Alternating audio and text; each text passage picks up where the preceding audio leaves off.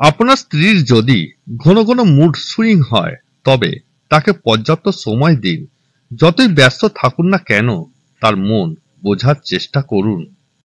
আপনার সামান্য একটু আন্তরিকতা তার মন ভালো করে দেওয়ার জন্য যথেষ্ট।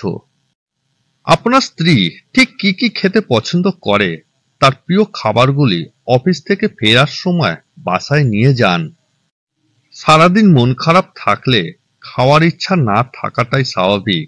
তাই রাতে তার পছন্দের খাবারগুলো নিয়ে দুজন একসাথে বসে খান। সারাদিন ঘরে বসে থাকতে থাকতে তার হয়তো একঘেয়েমি লাগতে পারে। তাই অন্তত ছুটির দিনগুলোতে এমন কোথাও তাকে নিয়ে ঘুরতে যান, যেখানে দুজন একান্তে সময় কাটাতে পারবেন। কেননা প্রিয়জনের সাথে সময় কাটালে মানুষের বিষণ্ণতা দূর হয়ে যায়। দাম্পত্য জীবনে স্বামী স্ত্রীর মাঝে মাঝে রাগ অভিমান হওয়াটাই স্বাভাবিক। তবে স্ত্রীর অভিমান করলে বাসায় ফেরার পথে তার জন্য একটি গোলাপ আর কিছু চকলেট সাথে নিয়ে যেতে পারেন।